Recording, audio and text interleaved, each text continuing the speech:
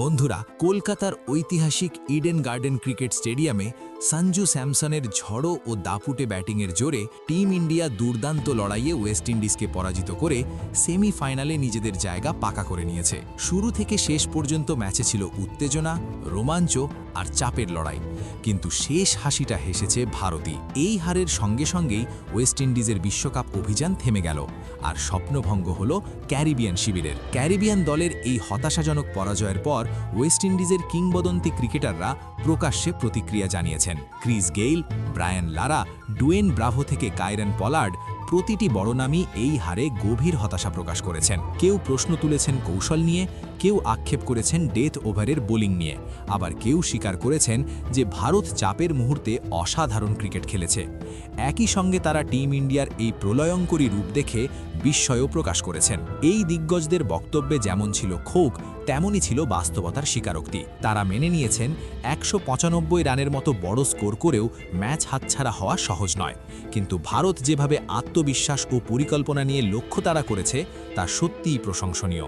বন্ধুরা, এই সমস্ত চমকে দেওয়া মন্তব্য আজকের এই ভিডিওটিতে আপনাদের জানাবো, তাই ভিডিওটি শেষ পর্যন্ত অবশ্যই দেখবেন। তবে তার আগে আপনিও যদি টিম ইন্ডিয়ার একজন বড় ফ্যান হয়ে থাকেন, তাহলে ভিডিওটিতে একটি লাইক দিয়ে চ্যানেলটি সাবস্ক্রাইব করতে ভুলবেন না। বন্ধুরা, টি-20 বিশ্বকাপের যে ম্যাচটির জন্য গোটা দেশ দিন গুনছিল, সেই বহুল প্রতীক্ষিত লড়াই অবশেষে অনুষ্ঠিত হল কলকাতার ঐতিহাসিক ইডেন গার্ডেন্সে।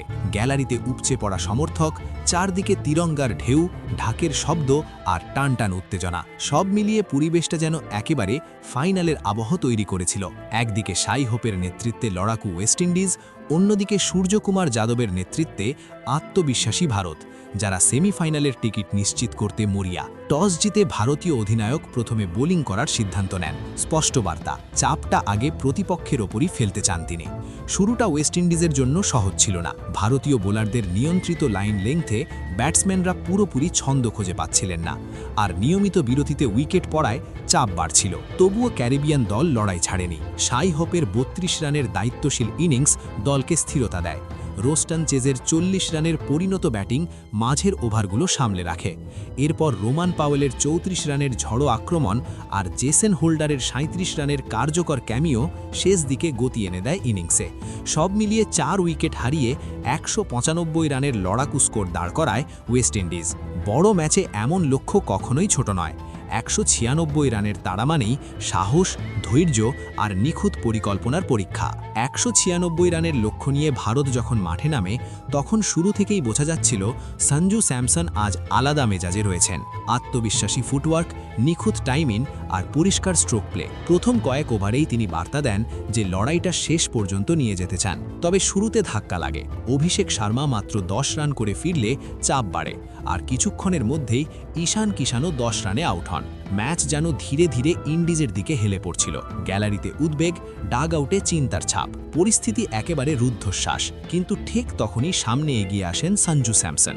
তিনি তাড়াহুড়ো করেননি, আবার সুযোগ পেলেই আক্রমণে গেছেন। ইনিংস গড়েছেন ধৈর্য ও আক্রমণের নিখুঁত ভারসাম্যে। স্পিনারদের বিরুদ্ধে ফুটওয়ার্ক ব্যবহার করে বাউন্ডারি, পেসারদের বিরুদ্ধে টাইমিংয়ের উপর ভরসা করে ৪ ছক্কা। সব মিলিয়ে এক পরিণত ও দায়িত্বশীল ইনিংস। সঞ্জু একাই খেলেন ৯৭ রানের বিধ্বংসী ইনিংস, যা শুধু স্কোরবোর্ডে রান বাড়ায়নি, ম্যাচের গতিপথই বদলে দিয়েছে। তার কাভার ড্রাইভ ছিল চোখ জুড়ানো, পুল শট ছিল দৃঢ়, আর লং অন দিয়ে উড়ে যাওয়া ছক্কাগুলো ইন্ডিজ বোলারদের আত্মবিশ্বাস ভেঙে দিচ্ছিল।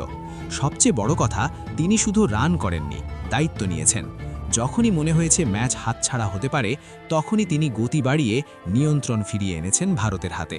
চাপের মুহূর্তে তার স্থিরতা ও সঠিক শট নির্বাচন প্রমাণ করেছে কেন বড় ম্যাচে বড় খেলোয়াড়রাই পার্থক্য করে দেয়। তার ৯৭ রানের ইনিংসই হয়ে ওঠে ভারতের জয়ের মেরুদণ্ড। শেষ পর্যন্ত ভারত লক্ষ্য স্পর্শ করে ফেলে দাপটের সঙ্গে এবং সেমিফাইনালের পথে দৃঢ় পদক্ষেপ রাখে। তবে টিম ইন্ডিয়ার এই দারুণ পারফরম্যান্সের পর ওয়েস্ট ইন্ডিজের দিগ্গজ ক্রিকেটাররাও হতবাক হয়ে পড়েন এবং ভারতের সেমিফাইনালে ওঠা নিয়ে নিজেদের চমকপ্রদ প্রতিক্রিয়া ব্যক্ত করেন। প্রথমেই ক্রিস গেল তার ক্ষোভ প্রকাশ করে বলেন, এই হার সত্যিই লজ্জাজনক। ১৯৫ রান করেও যদি আপনি ম্যাচ জিততে না পারেন, তাহলে নিজেকে প্রশ্ন করতে হবে। টি-20তে এই স্কোর মোটেও ছোট নয়। ইডেন গার্ডেনের মতো পিচে ১৯৫ রান মানে আপনি শক্ত অবস্থানে আছেন, কিন্তু আমরা বোলিংয়ে সেই ধার দেখাতে পারিনি। গেইল বিশেষভাবে কৌশলগত সিদ্ধান্ত নিয়ে প্রশ্ন তোলেন। তিনি বলেন, যখন সঞ্জু সেট হচ্ছিলেন তখনই তাকে আউট করা উচিত ছিল। আমরা বোলারদের সঠিকভাবে ব্যবহার করতে পারিনি। যখন একজন ব্যাটসম্যান লয়ে চলে আসে, অধিনায়ককে তখনই পরিবর্তন আনতে হয়। আমাদের পরিকল্পনা কী ছিল তা আমি বুঝতে পারিনি। অন্যদিকে ব্রায়ান লারা হতাশা প্রকাশ করলেও ভারতের খেলার প্রশংসা করতে কুণ্ঠিত হননি। তিনি বলেন, সত্যি বলতে এটি আমাদের জয় হতে পারত। ১৯৫ রান করা সহজ নয়, কিন্তু ভারত যেভাবে সংযম ও বুদ্ধিমত্তার সঙ্গে রান তাড়া করেছে তা প্রশংসনীয়। সঞ্জু স্যামসনের ইনিংস ছিল পরিণত, শুধু শক্তি নয়, তিনি ম্যাচের পরিস্থিতিও পড়ে খেলেছেন। লারা আরও যোগ করেন, জসপ্রীত বুমরার স্পেলই ম্যাচের চেহারা বদলে দিয়েছে। যদি তিনি সেই কন্ট্রোল দেখাতেন না, তাহলে ওয়েস্ট ইন্ডিজের স্কোর ২৫০-র কাছাকাছি পৌঁছে যেত। তার মধ্যেই ম্যাচের টার্নিং পয়েন্ট ছিল। ডুয়েন ব্রাভো বলেন, আজ আমরা কৌশলগতভাবে পিছিয়েছিলাম। ভারতীয় ব্যাটিং গভীর জানলেও ডেথ ওভারে আমরা সঠিক পরিকল্পনা প্রয়োগ করতে পারিনি। শুরুতেই সঞ্জুকে চাপে রাখা উচিত ছিল, তবে তিনি ভারতীয় দলের প্রশংসা করতে ভোলেননি। ভারত চাপের মুহূর্তে অসাধারণ খেলেছে। ইডেন গার্ডেনের সমর্থন দেখেও তাদের খেলায় কোনো শিথিলতা দেখা যায়নি। এখন যখন ওয়েস্ট ইন্ডিজ বিশ্বকাপ থেকে ছিটকে গেছে, আমি চাই ভারত ট্রফি জিতুক। তারা প্রমাণ করেছে তারা এই টুর্নামেন্টের শক্তিশালী দাবিদার। কাইলেন পলার্ডও নিজেদের দলের কৌশলগত ত্রুটির কথা স্বীকার করে বলেন, ১৯৫ রানের স্কোর করেও আমরা ম্যাচ নিয়ন্ত্রণে রাখতে পারিনি। ছোট ছোট ভুলই বড় তফাৎ তৈরি করে। সঞ্জুর ইনিংস ম্যাচ জেতানোর মতো ছিল, আর বুমরা দেখিয়ে দিয়েছেন কেন তিনি বিশ্বের সেরা বোলার হিসেবে পরিচিত। চার দিগ্গজের মন্তব্যে এক বিষয় স্পষ্ট, এই হার মূলত কৌশলগত ভুলের ফল। ভারত সুযোগকে সর্বোচ্চভাবে কাজে লাগিয়েছে। ১৯৫ রানের স্কোর রক্ষা করা সম্ভব ছিল, কিন্তু সঞ্জু স্যামসনের বিচক্ষণ ইনিংস আর বুমরার নিখুঁত বোলিং পুরো সমীকরণই বদলে দিয়েছে। এখন ওয়েস্ট ইন্ডিজ টুর্নামেন্ট থেকে বাইরে, আর ভারত উঠে এসেছে ট্রফির শক্তিশালী দাবিদার হিসেবে, যা ভবিষ্যতের প্রতিটি প্রতিদ্বন্দ্বীকে সতর্ক করার মতো একটি বার্তা। এখন বন্ধুরা, আপনাদের কি মনে হয়, ভারত এই পারফরমেন্স ধরে রেখে কি টি-20 ওয়ার্ল্ড কাপ ২০২৬-এর চ্যাম্পিয়ন হতে পারবে? আপনার মূল্যবান মতামত অবশ্যই কমেন্টে জানাতে ভুলবেন না।